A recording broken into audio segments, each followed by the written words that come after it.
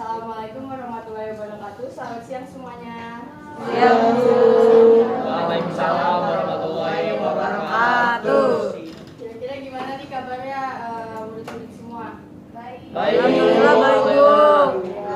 Hari ini ada yang nggak masuk atau masuk semua? Ada semua. Mungkin karena emang udah hadir semua, untuk ketua kelas sebelum dimulai pembelajarannya boleh tolong dipimpin doa dulu. Oke, baik. Bersiap. Mari kita berdoa terlebih dahulu sebelum mulai pelajaran. Berdoa dimulai.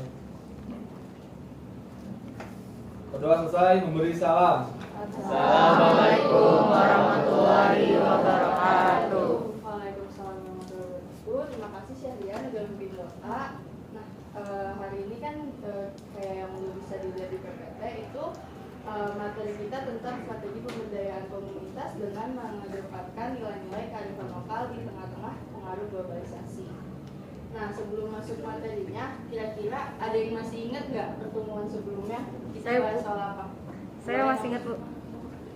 Pertemuan sebelumnya kita bahas tentang kearifan lokal, Bu. Lebih jelasnya, kearifan lokal itu merupakan berbagai produk kebudayaan yang ada di masyarakat lokal dan bisa digunakan untuk menghadapi masalah dalam kehidupan masyarakat, Bu. Oke, makasih Nomi. Boleh tepuk tangannya untuk Nomi.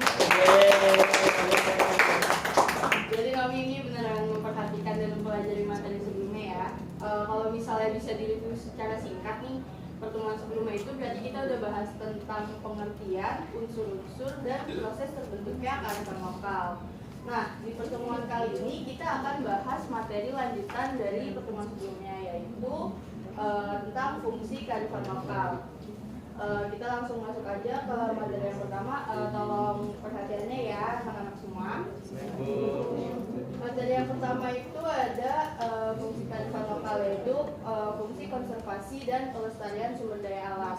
Dengan adanya kearifan lokal ini tuh bisa bikin masyarakat sadar kalau misalnya sumber daya alam itu dan kelestariannya sangat penting untuk kehidupan manusia, karena kita hidup sehari-hari tuh nggak bisa lepas dari yang namanya sumber daya alam. Maka dari itu, dengan adanya kearifan lokal diharapkan bisa mendorong kesadaran manusia untuk menjaga pelestarian sumber daya alam. Nah, yang kedua itu kearifan lokal juga menjadi petuah kepercayaan dan pantangan. Nah, dalam hal ini itu ada beberapa petua kepercayaan dan pantangan yang emang udah diturunin sama nenek moyang kita dari zaman dulu sampai sekarang, dan tujuannya itu biar hidup kita lebih teratur. Dan yang fungsi ketiga itu ada menjadi identitas sebuah masyarakat. Nah, fungsi ketiga ini bisa kita lihat kalau misalnya ada satu kelompok masyarakat nih yang melakukan suatu tradisi secara berulang sampai tradisi itu dicap sebagai identitas suatu masyarakat tersebut. Nah, dari penjelasan ini kira-kira ada yang mau nanya nggak? Saya, Bu. Boleh. Saya ingin bertanya, Bu, contoh penerapan dari fungsi kearifan lokal yang menjadi sebuah kepercayaan dan pandangan itu apa aja, Bu? Terima kasih Indi atas pertanyaannya. Mungkin kalau misalnya contoh dari fungsi yang petuah kepercayaan dan pantangan itu bisa kita lihat kalau misalnya orang tua kalian nih ada yang ngomong jangan duduk di depan pintu ya, nanti kalian bisa rezekinya terhambat atau gimana. Nah, itu kan udah terjadi turun-temurun ya. Dan dari sebelumnya kakek nenek kita juga mungkin udah pernah ngomong itu ke orang tua kita, ke ayah ibu kita. Tujuan dari kalimat itu tuh sebenarnya cuman biar kita nggak duduk di depan pintu dan ngalangin orang lewat gitu loh. Tapi kadang-kadang suka ditambahin gitu sama kalimat lain kayak nanti rezekinya kehambat, nanti jodohnya kehambat. Cuma tujuan utama dari kalimat itu cuma biar kita tuh nggak ngalangin mobilitas orang. Jadi kalau misalnya orang mau lalu lalang itu nggak terhalang. Bisa dimengerti? Bisa, Bu. Makasih, Bu. Mungkin kalau misalnya dari anak-anak semua ada pertanyaan bisa disimpan dulu dan ditanyain di sesi tanya jawab selanjutnya ya. Baik, Bu. Kita lanjut ke materi selanjutnya. Ini masih di fungsi kearifan lokal. Fungsi selanjutnya itu ada sebagai sarana mengembangkan kebudayaan serta ilmu.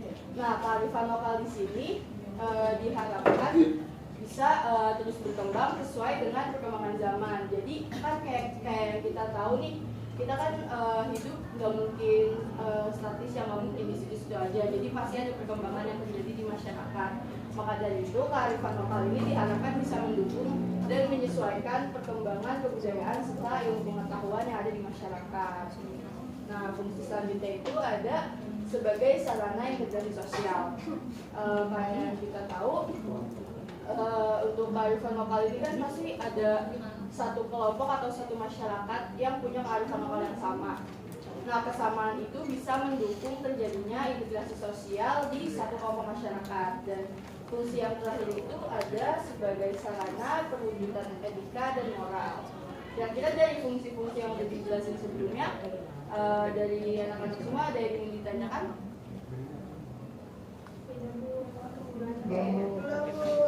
Kalau misalnya memang nggak ada, kita lanjut ke materi selanjutnya ya. Semoga pada paham. Selanjutnya itu kita materinya tentang keterkaitan kearifan lokal dan globalisasi.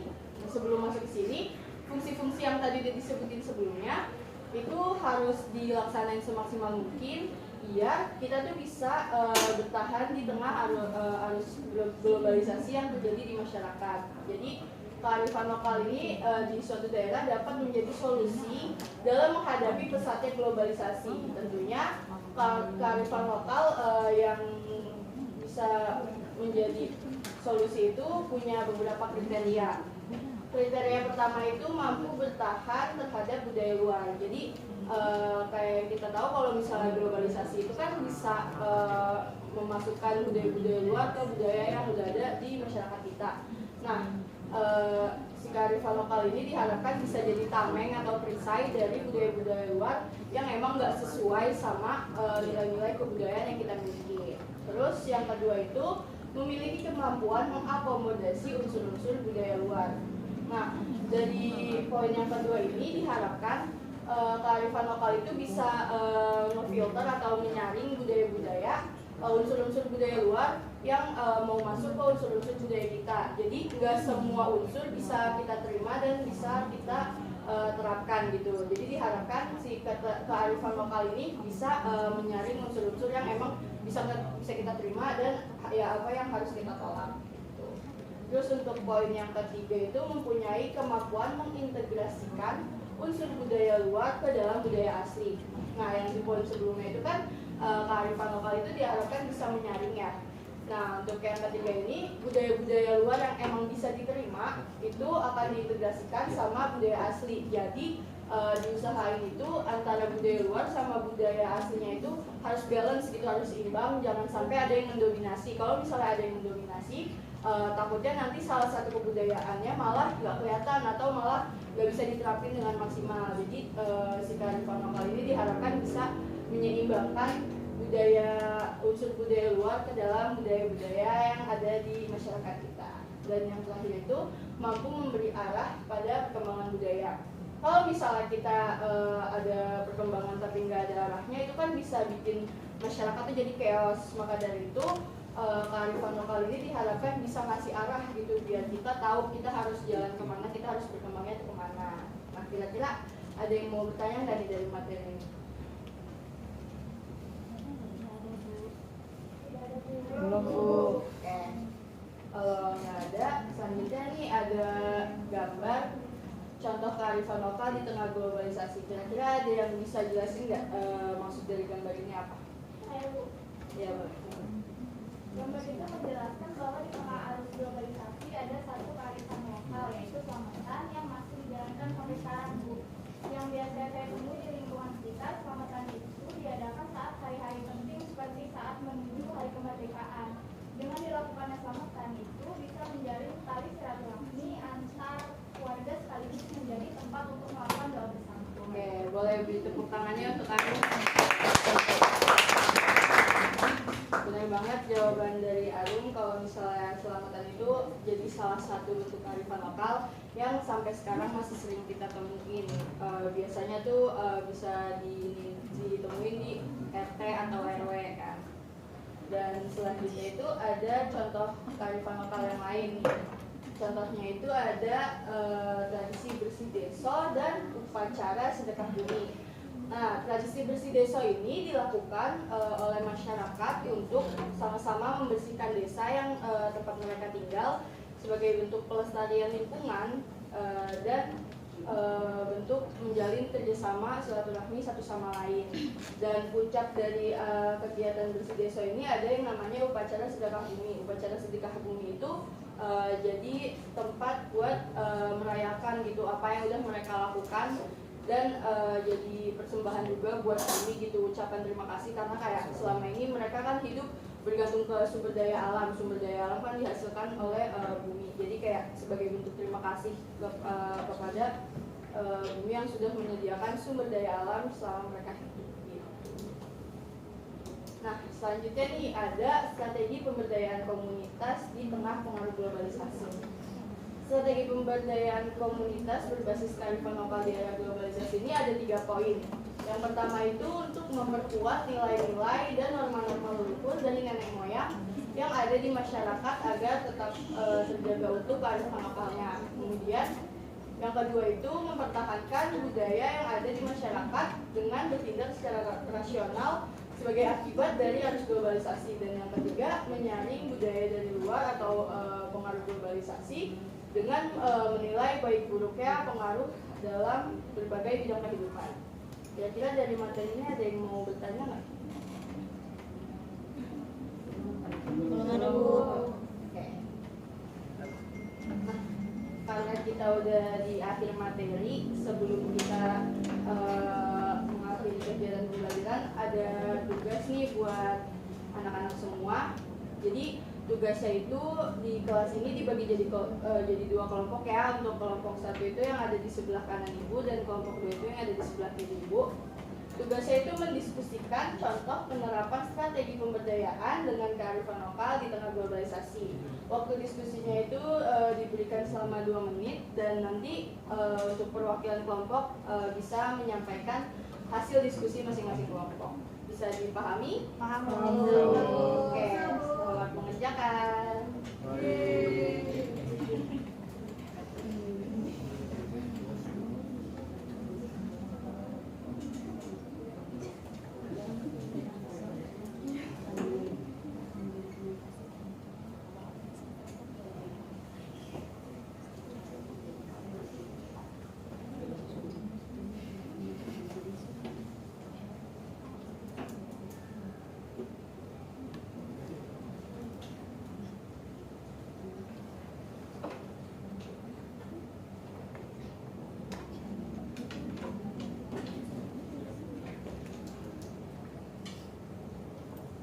Karena waktunya udah habis, kira-kira dari kelompok 1 dan kelompok 2 udah siap untuk menyampaikan hasil diskusinya?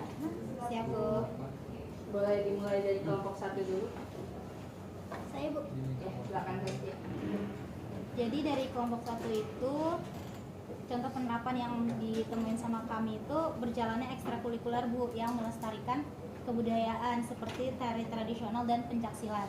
Nah, dengan adanya kegiatan tersebut membuat siswa tuh jadi belajar sekaligus melestarikan budaya kesenian yang ada di Indonesia, Bu. Selain itu, kegiatan tersebut juga bisa membantu para siswa untuk mengembangkan minat dan bakatnya di bidang seni. Oke, terima kasih kelompok 1 atas jawabannya. Boleh buka dulu. Mungkin saya izin menambahkan sedikit jawaban dari Saskia. Benar kayak apa yang sudah disampaikan sama kelompok 1. Kalau misalnya eskul itu jadi salah satu tempat untuk melestarikan kebudayaan yang ada di Indonesia.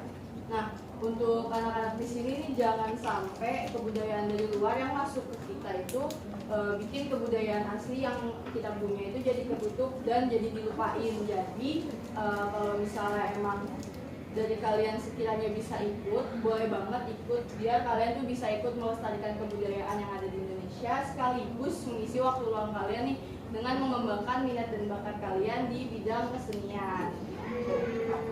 Nah, selanjutnya boleh kelompok 2 untuk menyampaikan hasil diskusinya. Baik, Bu. Di sini saya Salsa izin menyampaikan hasil diskusi. Contoh penerapan yang kami temukan adalah munculnya kelompok ibu-ibu di sekitar rumah saya yang bersama-sama belajar mendaur ulang sampah plastik seperti bungkus minuman menjadi kerajinan tangan berupa anyaman yang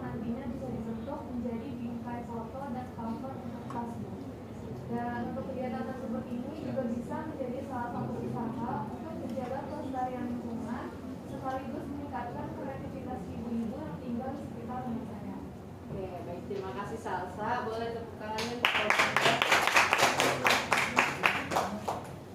Mungkin saya sih nambahin dikit ya dari jawaban Salsa itu, kalau misalnya kegiatan yang dilakukan itu dikelola dengan baik, itu bisa menciptakan suatu lapangan pekerjaan sekaligus buat ngasih kegiatan dan penghasilan untuk warga lokal di sekitar sana. Jadi kegiatan itu sangat bagus untuk diadakan di lingkungan sekitar, dan biar ibu-ibu tuh yang sekiranya emang cuma jadi ibu rumah tangga dan bingung gitu mau ngisi waktu luang dengan apa, mungkin itu bisa dialokasikan waktunya untuk ikut kegiatan tersebut. Terima kasih pada kelompok 1 dan 2 yang sudah menyampaikan hasil diskusinya. Nah, selanjutnya nih, kira-kira dari kalian ada yang bisa ngasih kesimpulan nggak tentang pertemuan hari ini? Ya, boleh. Hari ini kan kita membahas tentang fungsi-fungsi kearifan lokal, keterkaitan kearifan lokal dengan globalisasi dan strategi pemberdayaan komunitas di tengah globalisasi. Kemudian fungsi-fungsi dari kearifan lokal harus dilakukan semaksimal mungkin agar masyarakat bisa bertahan dengan arus globalisasi dulu. Oke, baik. Terima kasih Syahrian. Boleh tepuk tangannya. Jadi Syahrian ini benar-benar memperhatikan dengan baik ya materi kali ini. Nah, karena tadi udah nyampe di kesimpulan juga, jadi untuk pertemuan kali ini sekian sampai di sini. Terima kasih untuk anak-anak yang udah aktif untuk memberikan jawaban. Terima kasih juga untuk perhatiannya. Kelas hari ini diakhiri sampai sini. Assalamualaikum warahmatullahi wabarakatuh. Waalaikumsalam.